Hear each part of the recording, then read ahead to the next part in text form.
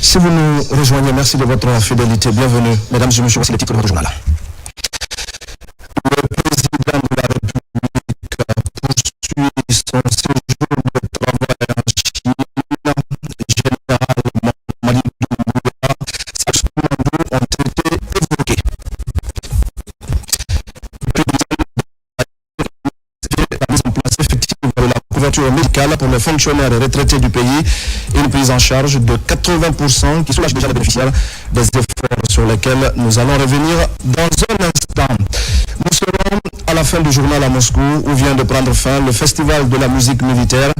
La Guinée a été représentée à ce rendez-vous culturel de grande portée, un autre exploit qui porte notre pays sur la scène internationale. Voilà pour le sommaire. Bonsoir à tous. Le président de la République a continué donc de rehausser l'image de la Guinée à travers le monde.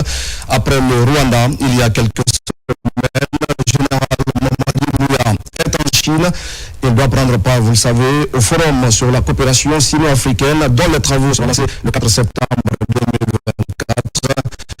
Mais avant, le chef de l'État a eu un entretien historique de chancelier chinois Xi Jinping. Plusieurs questions ont été passées en revue dans le programme visionnaire de développement socio-économique hautement stratégique.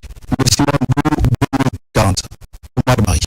Ce lundi 2 septembre 2024, une rencontre marquante avec les publics populaires et le président de la République de Guinée qui s'est tenu de respect mutuel et de sincérité a été l'occasion pour les deux chefs d'État de relations pays. Plusieurs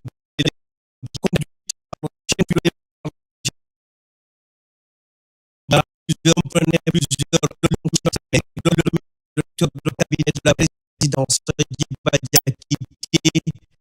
le ministre des Affaires étrangères, de l'intégration africaine et des Guinéens établis à l'étranger, Dr Maurice Sanda Kouyati. D'autres ministres étaient également présents, à savoir l'Ismaïl Nabi, international, Bounassila des mines et de la géologie, Dr Jakassi du commerce, de l'industrie et des petites et moyennes entreprises, Mahamadou Abdoulaye Diallo des infrastructures et des travaux publics, ainsi que du conseiller du président Ousmane Doumbouya, le ministre directeur de cabinet de la primature Mohamed Lamine Sissavané et Aminata Koïté, ambassadeur de la République de Guinée en Chine.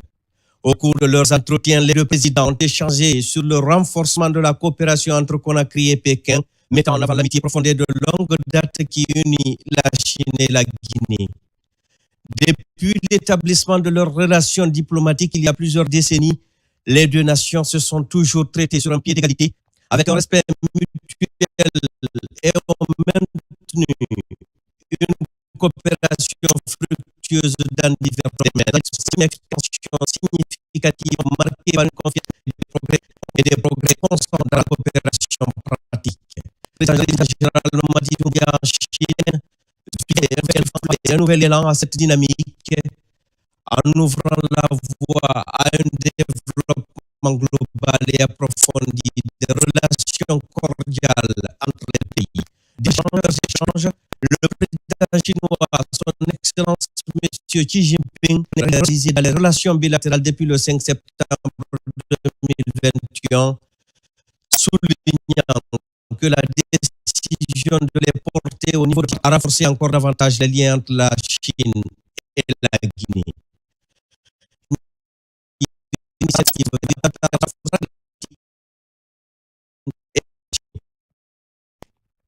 Il a exprimé l'espoir que cette coopération continue d'ouvrir de nouvelles opportunités pour le développement des deux nations et pour les relations amicales. Cet échange marqué par une volonté commune de renforcer les liens, de réaffirmer l'importance de la relation entre la Guinée et la Chine. Le chef de l'État a rappelé que le premier pays d'Afrique subsaharienne à avoir établi des relations diplomatiques avec la Chine seulement 12 jours après la proclamation de son indépendance en octobre 1958. Profitant de cette tribune, le président général Mamadi Doumbouya a chaleureusement félicité pour sa réélection à la tête de l'État chinois. C'est un développement économique qui fait de la Chine une puissance mondiale. Le président de la République, le général Mamadi Doumbouya, a ensuite transmis les salutations du peuple de Guinée aux autorités et au peuple chinois avant de solliciter un soutien de la Chine pour la mise en œuvre du programme de développement socio-économique de la Guinée.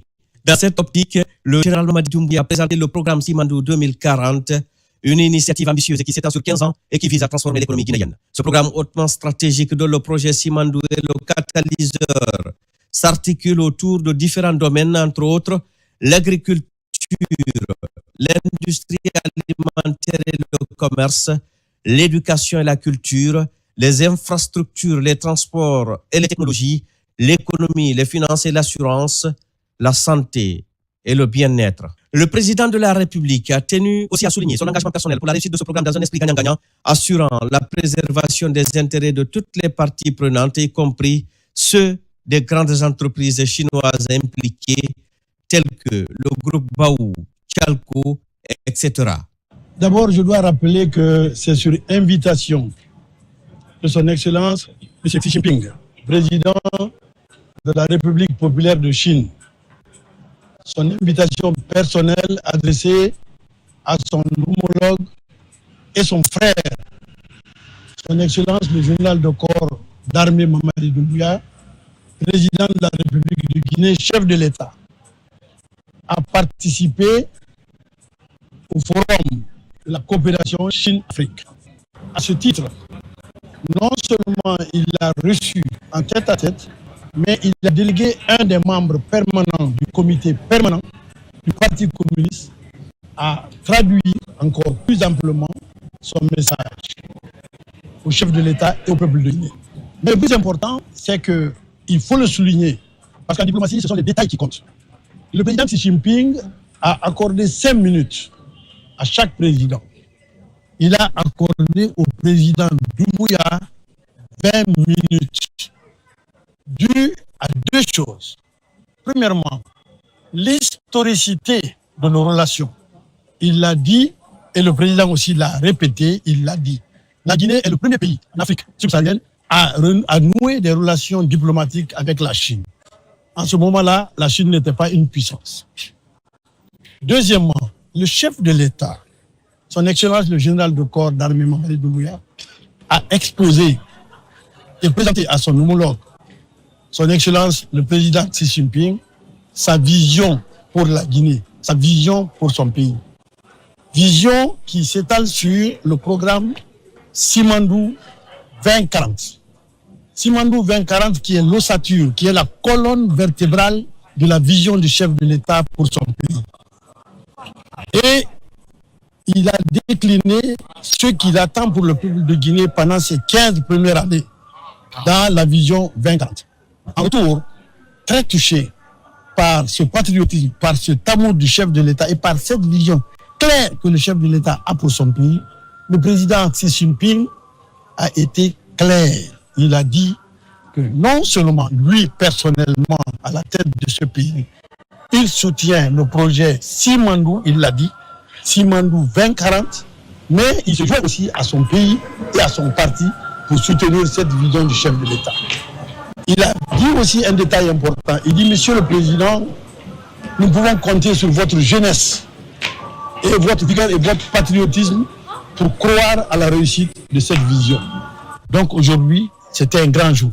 Après ce tête-à-tête, le président a été invité par le même président Xi Jinping, par un des 7 membres du comité permanent du bureau politique. Et pendant ce discours-ci, il y a eu un exposé clair et net de comment la Guinée et la Chine doivent coopérer pour que nous soyons gagnants-gagnants. Et je peux dire que le peuple de Guinée a été honoré par le chef de l'État. En conclusion, cette rencontre entre le président Xi Jinping et le président Mamadi Doumbouya marque une étape clé dans le développement des relations sino-guinéennes Elle témoigne de la volonté des deux chefs d'État de contribuer à œuvrer ensemble pour le bien-être de leur peuple et pour le renforcement de leur partenariat stratégique dans les années à venir.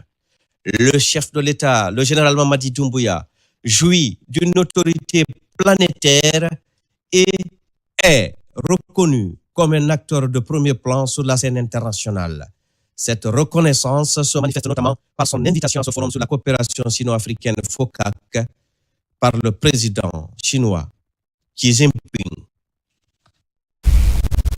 Et justement, vous l'avez suivi tout à l'heure, le chef de l'État a été également honoré par le vice-premier ministre du Conseil des Affaires d'État et membre permanent du comité central du Parti communiste chinois. Un dîner a été organisé en l'honneur du général Mamadi Doumbouya sur instruction de son homologue chinois. Les temps forts de la cérémonie avec Fatoumata Kourouma. En visite officielle en République populaire de Chine, dans le cadre du Forum sur la coopération sino-africaine FOCAC, le président de la République de Guinée, son Excellence le général Mamadi Doumbouya, a eu ce lundi 2 septembre 2024 une rencontre de haut niveau avec les dirigeants chinois. Après son tête-à-tête avec le président Xi Jinping, le chef de l'État, le général Mamadi Doumbouya, a été reçu avec tous les honneurs à la résidence des hôtes d'État de Diaoutaï par son Excellence Ding Xuchang, membre permanent du bureau politique du Parti communiste chinois et l'un des plus hauts dirigeants de la Chine. Cette rencontre bilatérale a été l'occasion pour le chef de l'État et son Excellence Ding Xuchang de discuter longuement des moyens de renforcer les liens entre la Chine et la Guinée, un partenariat de longue date, notamment dans les domaines des infrastructures et des mines. Les échanges ont ainsi porté sur divers sujets d'intérêt commun, y compris des projets de développement économique. Son Excellence Ding Xuchang a exprimé sa gratitude au président Mamadi Doumbouya avant de souligner avec satisfaction que la Guinée a été le premier pays d'Afrique subsaharienne à établir des relations diplomatiques avec la Chine. Il s'est également réjoui de l'approfondissement continu des liens d'amitié sino-guinéens. En réponse, le général Mamadi Doumbouya a remercié les réservés à la délégation guinéenne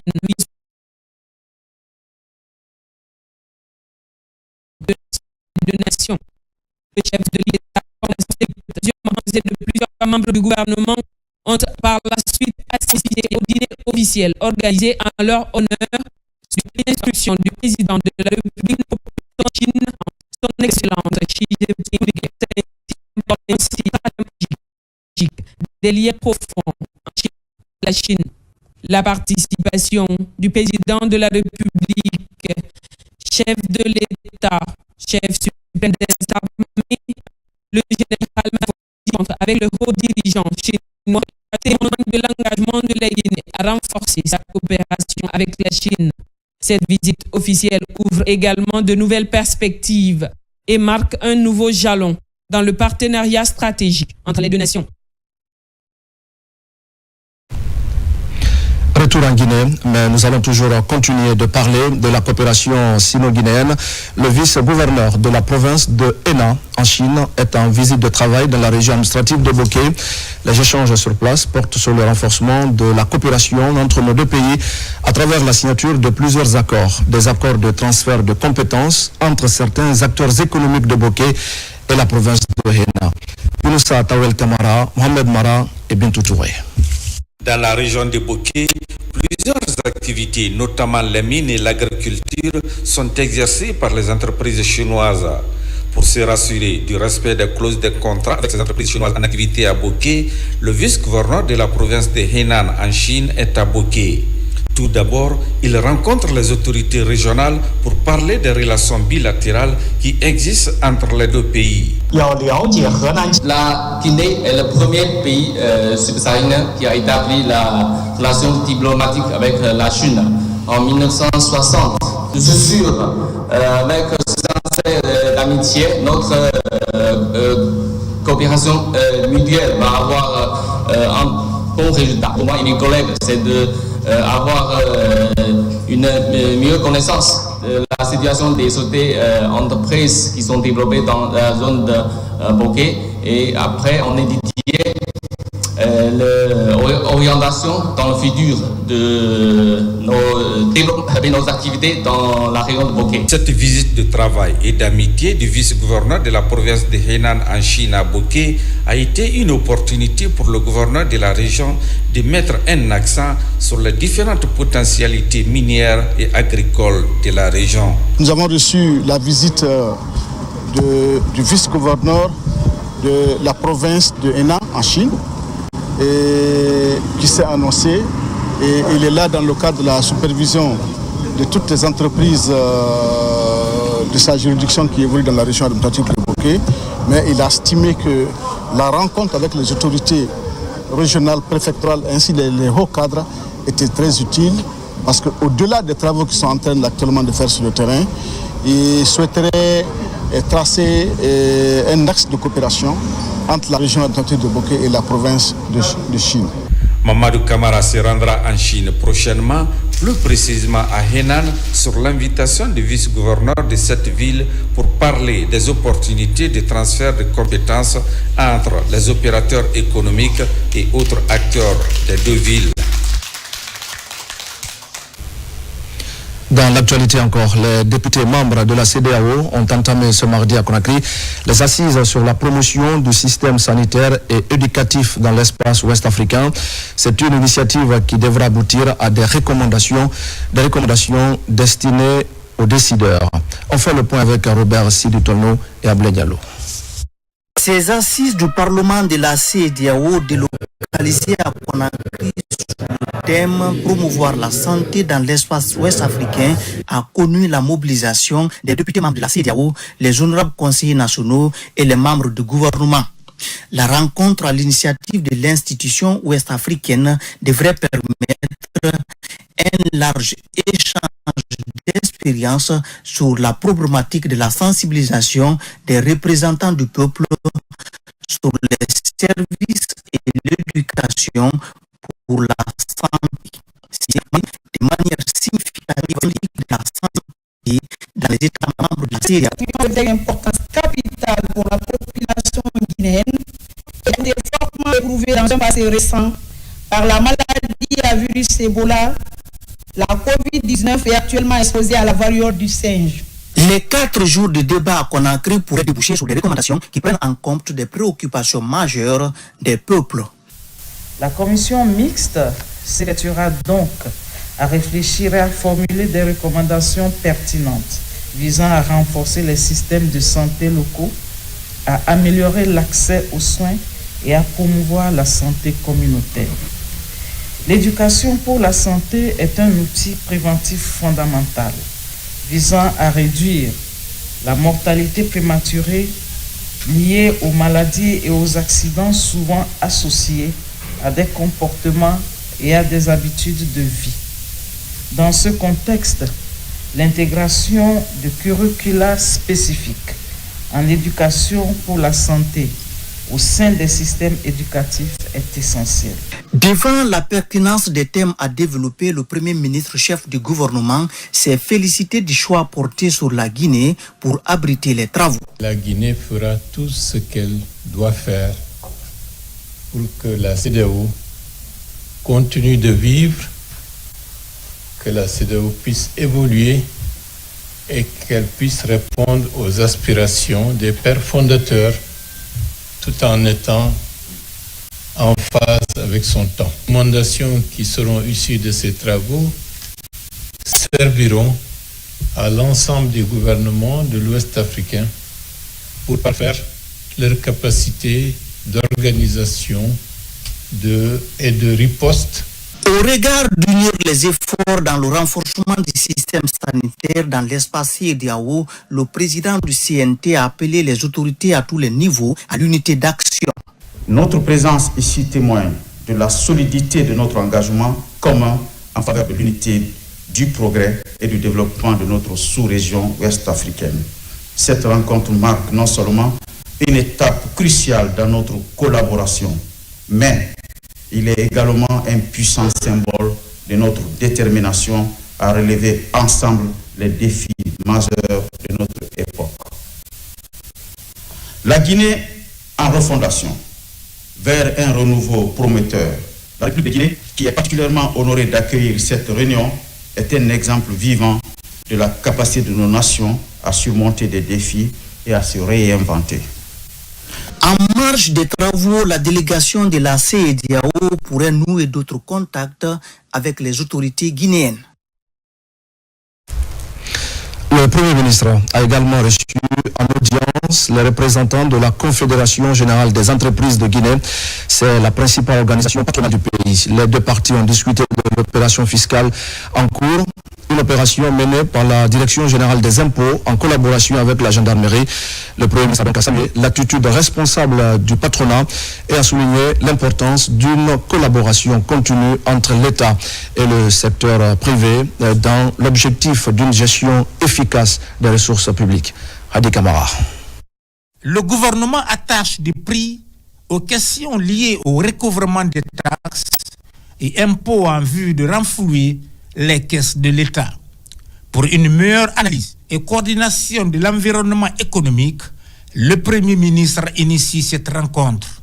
Ici, les acteurs du monde économique du pays et le gouvernement sont favorables à la redynamisation des maillons de toutes les chaînes qui participent au respect des textes réglementaires y afférents. La rencontre de cet après-midi avec le Premier ministre s'inscrit dans la logique de concertation avec le secteur privé, sans lequel aucun développement n'est possible dans un pays. Et ce dialogue que nous avons nous permettra de trouver la solution à tous nos problèmes et difficultés du moment. Et nous allons nous concerter davantage pour les actions à mener dans le futur. Cette concertation se veut un creuset de réflexion pour renforcer davantage le partenariat public-privé et générer de nouveaux écosystèmes économiques et financiers. Aujourd'hui, nous sommes satisfaits par rapport à la réponse et cette fois-ci, nous estimons que nous pourrons amener tout le secteur privé à s'acquitter, si c'est établi, de tout ce que chacun doit à l'État. Et notre devoir en tant que citoyen est de s'acquitter de ces impôts. Nous devons continuer à travailler dans un cadre de concertation permanent pour pouvoir résoudre cette question, mais aussi les questions futures pour la mobilisation des recettes intérieures de notre pays. Les deux parties conviennent de maintenir le cap avec en prime la mobilisation des recettes intérieures dans la transparence et l'efficacité. Et puis, un chiffre dans ce journal. Plus de 27 800 personnes sont à ce jour victimes d'inondations à travers le pays. Les sinistrés, en majorité des enfants, des femmes et des personnes âgées, traversent des moments difficiles avec des crises alimentaires et sanitaires. Et pour faire face à leur situation, le gouvernement, à travers Anguche, a organisé une rencontre de levée de fonds et d'assistance humanitaire. On fait le point dans ce reportage signé Amadou Touré. En plus de Conakry, les cas d'inondation ont aussi été enregistrés dans les préfectures de Koya, Kankan, Sigiri, Kouroussa et Mandiana, faisant un total de 5 477 ménages impactés pour 27 385 personnes victimes, parmi lesquelles des femmes enceintes, des vieilles personnes et des enfants. Les mêmes résultats démontrent que plus de 4 800 hectares de champs agricoles ont été aussi inondés, ce qui expose les populations de ces localités à une précarité du point de vue sanitaire, alimentaire et hygiénique. En dépit de ce constat peu reluisant, les secours tardent toujours à venir. C'est pour mobiliser l'assistance de ses partenaires humanitaires évoluant en Guinée que l'Agence nationale de gestion des urgences et catastrophes humanitaires Anguche organise cette rencontre. L'évaluation est en cours parce que, vu le niveau de crue, donc il y a certaines localités qui restent inaccessibles. Aujourd'hui, les partenaires se sont positionnés chacun dans son domaine et dans les jours à venir parce qu'il faut réagir directement, les gens sont dans les besoins. Donc nous sommes en train de faire ces plaidoyers. Il est temps vraiment que les gens regardent pour accompagner l'effort du gouvernement. À cette occasion, des engagements à court, moyen et long terme ont été pris par certains partenaires techniques et financiers pour une assistance urgente d'une part et de l'autre. Le gouvernement, à travers ses services techniques, a également annoncé des actions concrètes. On a eu l'instruction de la part du ministère de la Santé d'activer, n'est-ce pas, le plan blanc, c'est-à-dire c'est assurer la prise en charge gratuitement des cas qui viendraient dans nos structures sanitaires, mais également le QSP, c'est-à-dire un centre d'opération d'urgence pour recueillir toutes les informations afin d'agir. Après avoir fait le constat, il faut quand même agir. Dans ce sens-là, nous, Chambre nationale d'agriculture, nous ferons le devoir de remonter toutes les informations par rapport à l'ensemble des champs inondés. Nous allons nous faire le devoir de faire le suivi par rapport aux décisions qui seront prises et qui doivent normalement être l'assistance à la production et aux producteurs pour éviter des éventuelles catastrophes. Pour la prise en charge des différents cas de sinistres enregistrés, l'Agence nationale de gestion des urgences et catastrophes humanitaires ANGUSH a fait une prévision d'assistance évaluée à plus de 26 milliards 800 millions de francs guinéens. Merci à Amadou Touré pour ces explications. Et puis c'est l'un des acquis du CNRD, la mise en place effective de la couverture médicale pour les fonctionnaires et les retraités du pays. Aujourd'hui, grâce à la Caisse nationale de prévoyance sociale, les agents de l'État ont une prise en charge sanitaire à hauteur de 80%. Autre réforme majeure, c'est la mise en place du registre social unifié au Fonds de développement social. On va voir tout ça beaucoup plus en détail dans ce reportage d'Alpha Gaba. Dans le quartier populaire de Dapompa, l'un des acquis du CNRD alimente les débats. Il s'agit de l'effectivité de la couverture médicale des agents publics de l'État. Depuis le mois dernier, fonctionnaires et retraités bénéficient d'une couverture médicale à hauteur de 80%. À l'origine de cet acquis, le président de la République, à travers la Caisse nationale de prévoyance sociale. La couverture médicale, elle est une très très bonne chose. Un fonctionnaire aujourd'hui qui perçoit son salaire et concomitamment sa femme est malade ou lui-même est malade ou un de ses enfants est malade, les 50 à 60% de son salaire vont partir pour le traitement médical. Alors, la différence, le fonctionnaire va vivre dans la précarité pour attendre la fin du mois. Si les autorités de maintenant ont bien voulu alléger cette charge jusqu'à hauteur de 80% sur les fonctionnaires, je pense que c'est très très très salutaire. Autre direction, autre acquis, au Fonds de développement social et de l'indigence, la mise en place du registre social unifié fait des heureux. À ce jour, selon les données du RSU, 977 610 ménages y sont répertoriés à travers le pays. L'opération avait mobilisé 1713 enquêteurs. Le RSI est actuellement la porte d'entrée unique pour tous les programmes de protection sociale en République de Guinée. Ce qui veut dire qu'à date, la base du registre social unifié couvre toute la République de Guinée.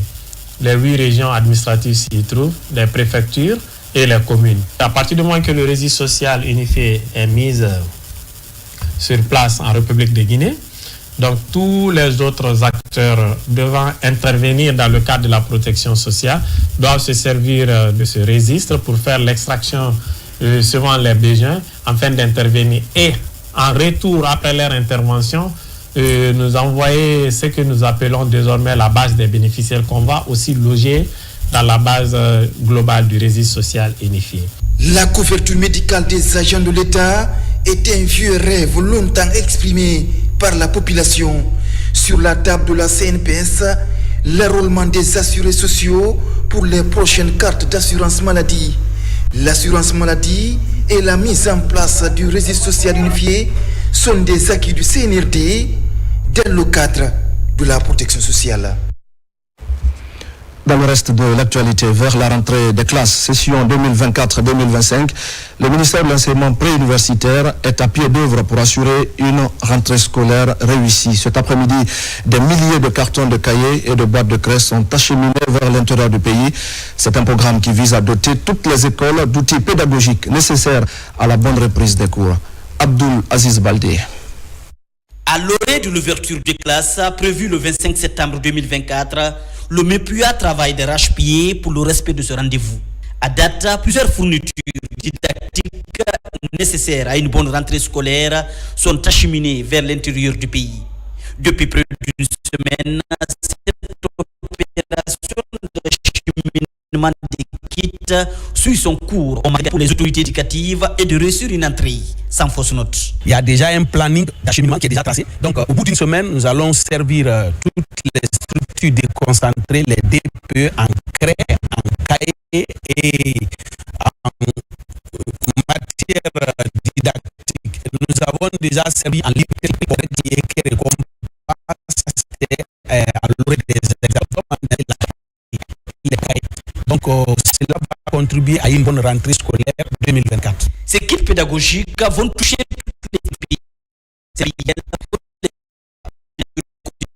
les conditions d'apprentissage, mais aussi la qualité de l'éducation en général. Cette opération traduit la volonté d'abord du ministère de doter des écoles de tous les intrants pédagogiques suffisants, mais aussi pour contribuer à améliorer la qualité de l'enseignement-apprentissage. Donc, à cet effet, les quantités prévues par rapport aux quantités reçues, je crois que le besoin est largement satisfait. Après l'acheminement de ces fournitures scolaires à l'intérieur du pays, le ministère de l'enseignement préuniversitaire s'engage à poursuivre la formation des formateurs et la révision des programmes. Et nous allons parler maintenant environnement. Nous allons rendre tout de suite sur les berges du fleuve Concouré, où l'Union des impactés du bassin vient de restaurer environ 26 hectares de zones dégradées. L'ONG a mis l'occasion à profit pour sensibiliser les communautés sur le respect de l'environnement, surtout dans cette zone à haute importance écologique et énergétique. Mohamed Alpha Baldé commente les images de Yaya Silla. Cette année, le département en charge des forêts compte mettre en avant les ONG locales pour assurer le succès de la campagne de reboisement. Dans la longue bataille pour la protection du bassin du Concouré, l'Union des impactés du Concouré est mise à contribution. L'organisation vient de restaurer plusieurs hectares le long du bassin. Nous sommes là aujourd'hui pour le reboisement, pour finaliser le reboisement qui a été donné à cette association.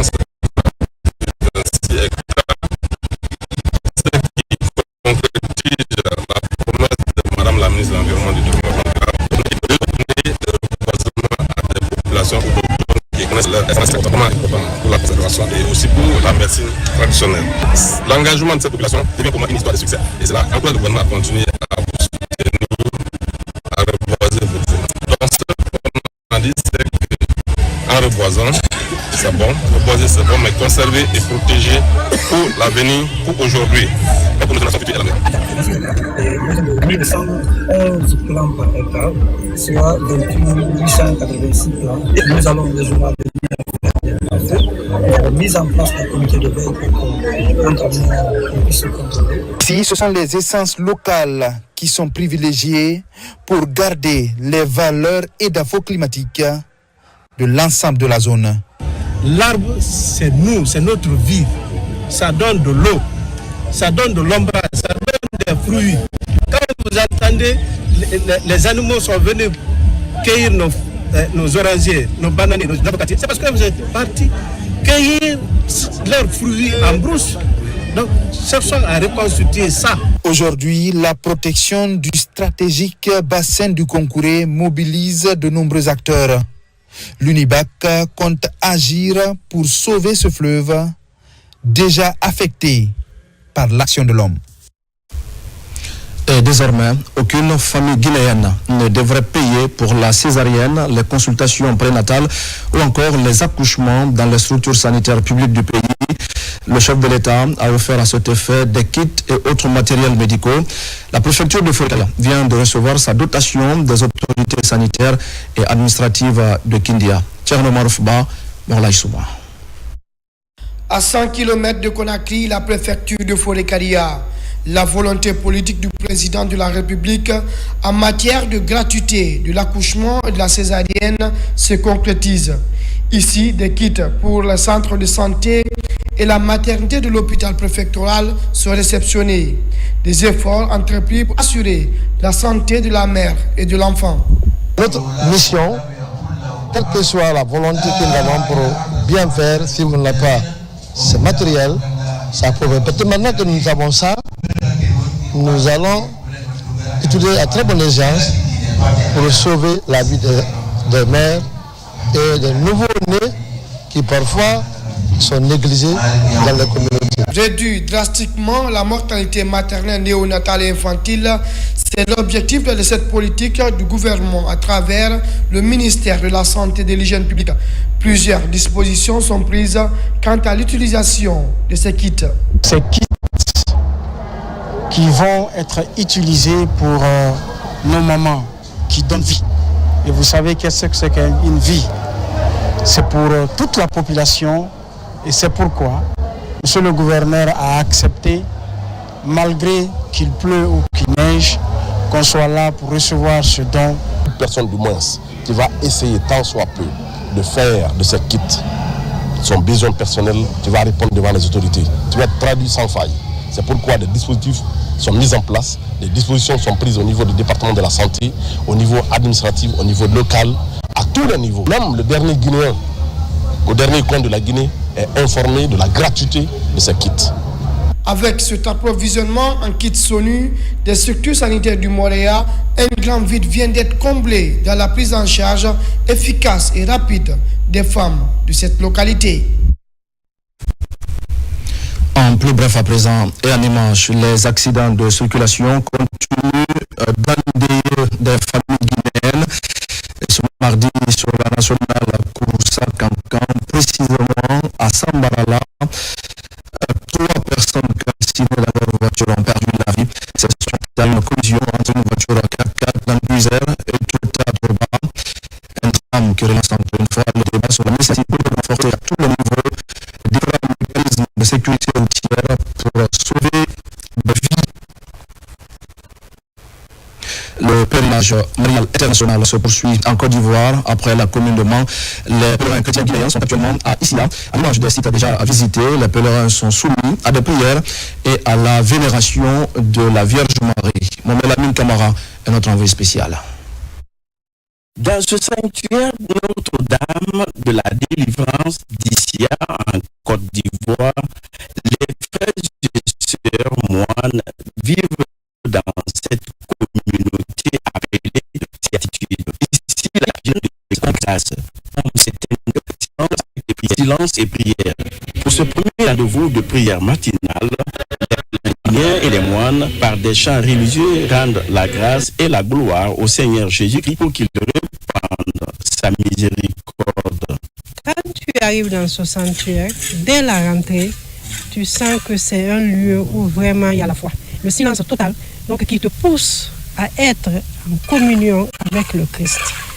Et à la rentrée, ce qui frappe, c'est cette Vierge qui est là, qui nous accueille.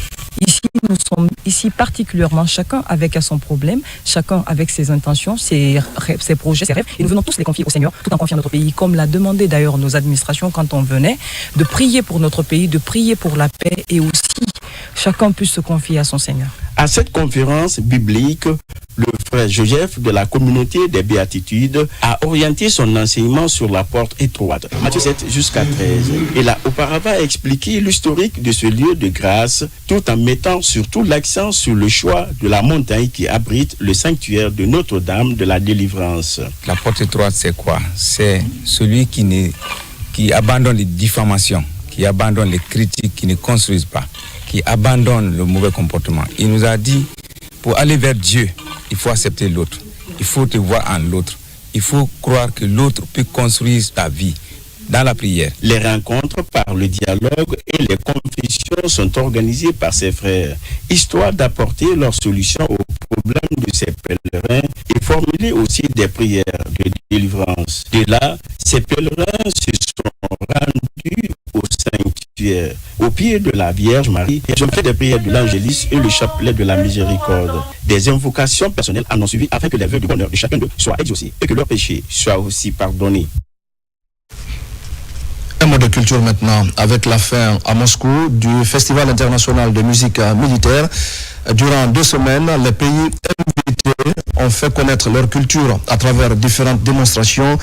Cet événement culturel grandeur nature a connu la participation de 9 pays, dont 3 de l'Afrique, la Guinée, l'Égypte et l'Afrique du Sud. De la Russie, voici le compte rendu de notre envoyé spécial, Mabinti Keita. Après 2 semaines de prestations artistiques, les lampions se sont éteints sur le Festival international de musique militaire à Moscou. Durant ces moments d'intense activité artistique militaire, les pays invités ont fait montre de leur talent pour valoriser leurs richesses culturelles respectives. Les organisateurs de ce grand rendez-vous culturel se disent satisfaits de la qualité des différentes prestations des 9 pays invités. Oui, je pense que l'objectif a été atteint. Les collectifs ont montré leurs prestations. Le public a vu de nouvelles performances. En premier, nous remercions tous les participants et sommes très reconnaissants envers les Amazones de Guinée. Nous attendons les Amazones avec impatience la prochaine édition. Nous nous réjouissons de la qualité avec laquelle les Amazones se sont produites. Tout au long du festival, ça a été à la hauteur des attentes. Et nous, au niveau de l'encadrement, les instructions qui ont été données par la hiérarchie ont été respectées à la lettre. On a fait des productions et qui vraiment ont honoré la nation, ont honoré tous les Guinéens qui vivent en Russie, mais l'ensemble des spectateurs qui étaient venus pour suivre ce grand événement. Donc nous quittons la Russie avec la mission bien accomplie. Les Amazones de Guinée emportent le public russe à travers leurs pas de danse et rythme musical. Impressionnés, ils livrent leurs sentiments. J'ai bien aimé la prestation des Amazones, on a bien aimé les rythmes et entendu quelques rythmes qui sont habituels pour moi. Je suis fière de représenter le pays à ce festival international. L'orchestre féminin de la gendarmerie nationale salue les efforts des autorités de la transition qui ont facilité la participation de la nation à cette 16e édition. Il y a 9 pays ici, mais c'est les Amazones qui sont entièrement féminins. Et vraiment, nous sommes très contents. Nous avons eu beaucoup d'initiatives maintenant pour le progrès. Nous sommes très fiers de ce que nous sommes en train de faire. Je commence par le président général Mamadi Doumbouya. Nous sommes très contents de la soutenance de nos chefs. Cette grande clôture s'est soldée par un défilé géant des participants.